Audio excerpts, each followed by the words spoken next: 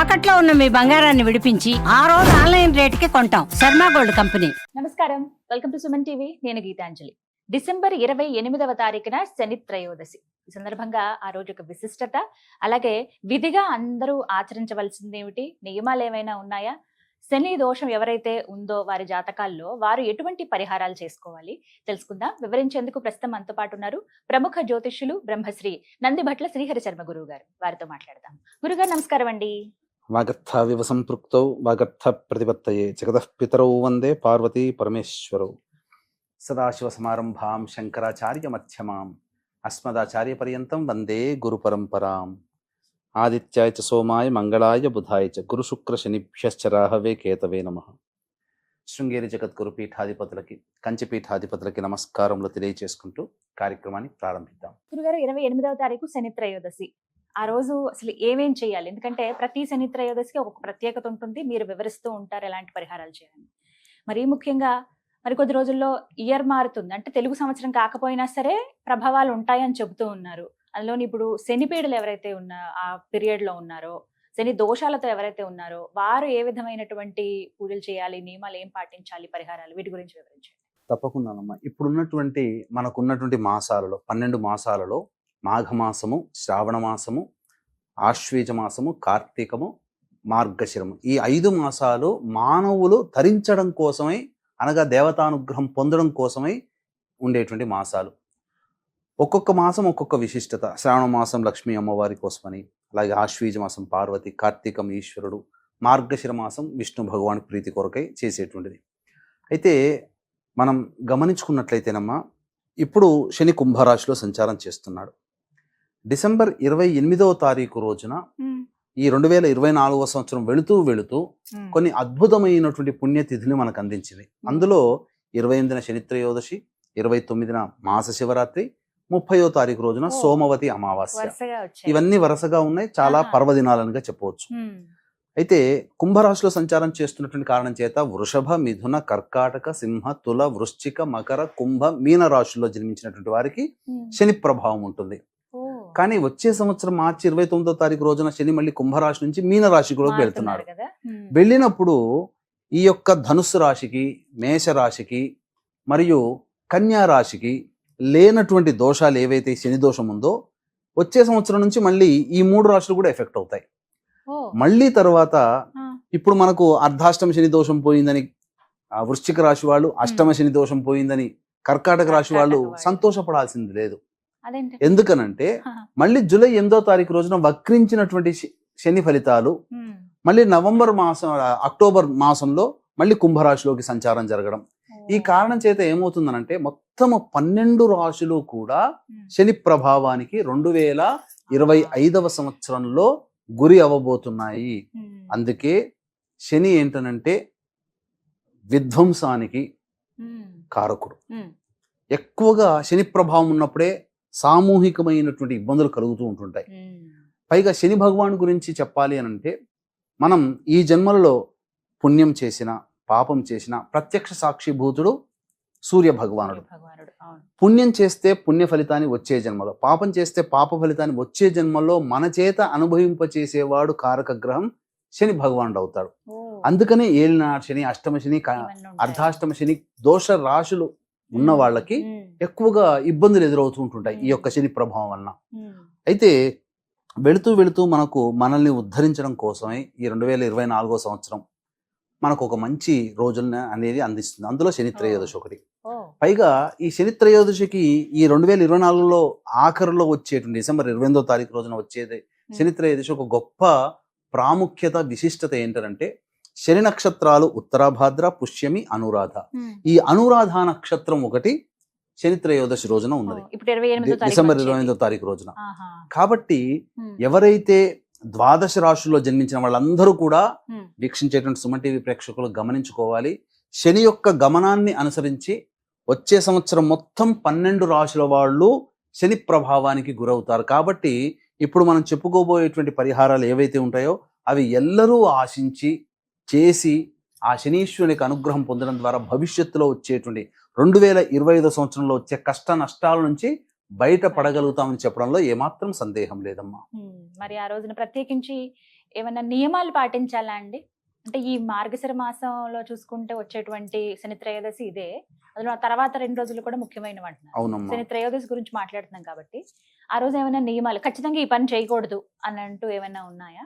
అంటే పరిహారాలు మాత్రం ఖచ్చితంగా చేసుకోవాలి. చేసుకోవాలి. కేవలము శని ప్రభావానికి గురైన రాశులే కాకుండా గత జన్మ కర్మ దోషము ఉండడం వల్లనే ఈ జన్మలలో కష్ట నష్టాలు అనుభవిస్తున్నాం. కాబట్టి ఆ కష్ట నష్టాలని తొలగించేటువంటి అధికారము నవగ్రహాలలో శనీశ్వరికి ఉంటుంది. అందుకనే చాలా మందికి చూసుకున్నట్లయితే శని ప్రభావం ఉన్న తర్వాత పాండవులంతటి వాళ్ళు అరణ్యవాసం చేశారు. నలుడు అంతటి వాడికి నలదమయంతులకి విభేదం కలిగింది. విక్రమార్కుడు పదవీ త్యాగం జరిగింది. విక్రమ శకం అని అంటుంటాం కదా, విక్రమాదిత్యుడు. ఇలా చెప్పుకోబోతే అనేక మంది శని ప్రభావం ఇబ్బందులు పడ్డవాళ్ళు ఉన్నారు. ఇదే శని ప్రభావం యోగాన్ని పొందిన వాళ్ళు కూడా ఉన్నారు. స్వర్గీయ నందమూరి తారక రామారావు గారు ఈ ఏలిన నాటి శని ప్రభావం ఉన్నప్పుడే పార్టీ పెట్టి అఖండ విజయాన్ని సాధించి ముఖ్యమంత్రి పదవిని కూడా పొందారు. కాబట్టి మంచికైనా చెడుకైనా శని ముందు ఎవ్వరూ ఆగరు. కాబట్టి అన్ని రాశుల వాళ్ళు చేసుకోగలిగేటువంటి పరిహారాలు ఉన్నాయి. అంటే ఒకటి, ప్రతి సమస్యకి ఏదైనప్పటికీ కూడా 2 పరిహారాలు ఉంటాయి. ఒకటి దైవ పరిహారం, 2 మానవ పరిహారం.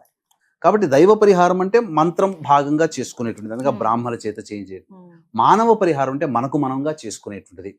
మనకు మనగా చేసుకునేటువంటి పరిహారాల్లో సాధారణంగా ఏంటంటే ఆ శనివారం రోజున ఉదయాన్నే చక్కగా శివాలయానికి కానీ లేదా రావి చెట్టు ఉన్నటువంటి దేవాలయానికి కానీ వెళ్ళి రావి చెట్టు చుట్టూ మీనము, మేషము, కర్కాటకము, సింహము, వృశ్చికము, ధనుస్సు ఈ 6 రాశుల్లో జన్మించిన వాళ్ళైతే నారాయణాయ నమః అంటూ 27 ప్రదక్షిణలు చేసి తూర్పు వైపు ఫేస్ పెట్టి విష్ణు అష్టోత్తరం 3 పారాయణాలు చేయాలి.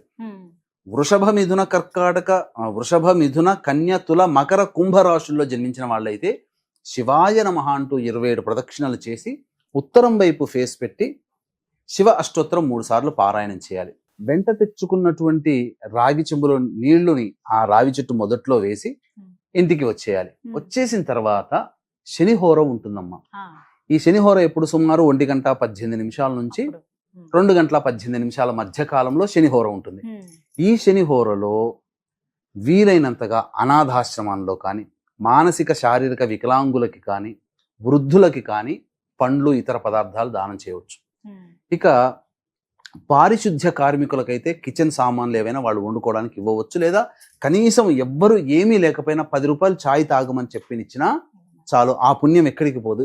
ఎందుకనంటే ఇటువంటి వ్యక్తులలో శని ప్రభావం నిక్షిప్తమై ఉంటుంది. కాబట్టి ఇటువంటి వాళ్ళకి ఏదైనా దానాది కార్యక్రమాలు చేస్తే తప్పకుండా శని అనుగ్రహం కలుగుతుంది. ఇక ఆ తరువాత ప్రదోషకాల సమయం అనేటువంటిది ఆసన్నమవుతుంది. అనురాధ నక్షత్రం మొత్తం ఉంది కాబట్టి ఆ శనివారం రోజున ప్రదోషకాల సమయం అంటే సుమారు 5:22 సూర్యాస్తమయం అవుతుంది. కాబట్టి ఈ సూర్యాస్తమయం కంటే ముందుగానే అంటే సుమారు 4 గంటలకల్లా కాలకృత్యాదులు తీర్చుకొని నవగ్రహాలు ఉన్నటువంటి శివాలయానికి చేరుకోవాలి. చేరుకొని నవగ్రహాల చుట్టూ శివాయ నమః అంటూ 27 ప్రదక్షిణలు చేసి శనైశ్చర స్వామికి అచ్చమైనటువంటి నల్ల నువ్వుల నూనెతో అభిషేకం చేసుకోవాలి. ముందుగా అభిషేకం చేయడానికంటే ముందుగా ఇనుమ ప్రమిదతో కానీ లేదా మట్టి ప్రమిదలో కానీ నల్ల నువ్వుల నూనె వేసి నల్ల బట్టని కొద్దిగా కట్ చేసి ఇలా చేస్తే ఒత్తిలాగా అవుతుంది. దాన్ని ఒత్తి వెలిగించి శనీశ్వరుడికి అభిషేకం చేయాలి. బ్రాహ్మడు దొరకడు, అటువంటి అప్పుడు శివాయ నమః అనుకుంటూ కూడా అభిషేకం చేయొచ్చు.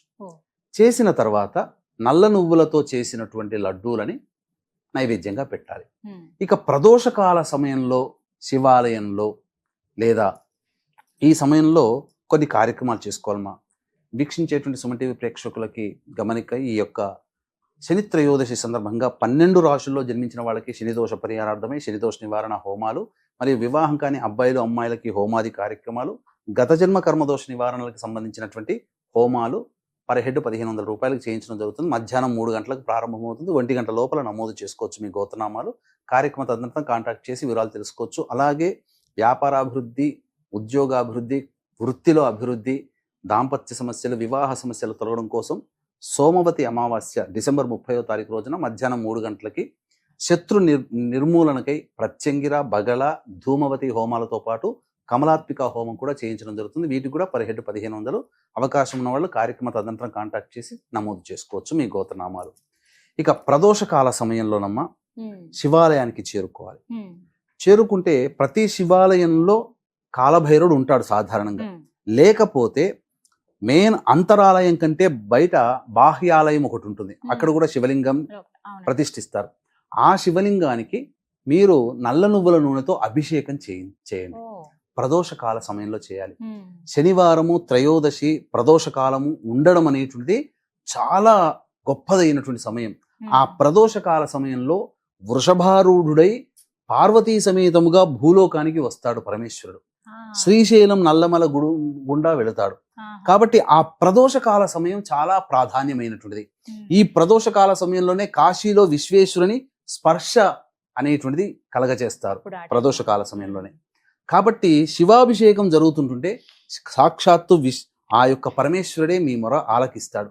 అభిషేకం అయిన తర్వాత అష్టదళ పద్మాలతో, అంటే చామంతి పూలు, గన్నేరు పూలు, మల్లె పూలు, తీగ మల్లె పూలు, తర్వాత శంఖు పుష్ప పూలు, కలువ పూలు, తామర పూలు, ఇలా ఏదైనా కానీ 8 రకాలైనటువంటి పుష్పములతో ఆ స్వామికి అర్చన చేస్తే విశేషమైనటువంటి పుణ్య ఫలితం కలుగుతుందమ్మా.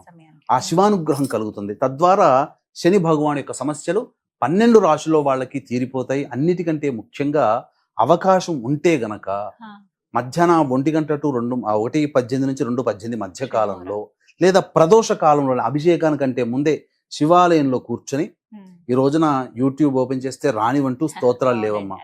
దత్తాష్టకము, కాలభైరవాష్టకము, అలాగే కాళీ కవచము, హనుమాన్ చాలీసా, శివ చాలీసా, ఈ 5 కూడా వీలైతే 11 సార్లు, లేకపోతే కనీస పక్షంలో 3 సార్లైనా పారాయణం చేసి అభిషేకం చేసి ధూపదీప నైవేద్యాలు ఇవ్వవచ్చునమ్మా. ఈ విధంగా చేసినటువంటి మానవులకి ఖచ్చితంగా 2025 సంవత్సరంలో ఆ శని భగవాని వలన వచ్చేటువంటి సమస్యలన్నీ తొలగిపోతాయి. ప్రధానంగా ప్రతి దాంట్లో మీ సంకల్పం అనేటువంటిది దగ్గరుండి ఆ శనీశ్వరుని వల్లనే 2025 సంవత్సరంలో మీ యొక్క సంకల్పం నెరవేరుతుంది అని చెప్పడంలో ఏమాత్రం సందేహం లేదు.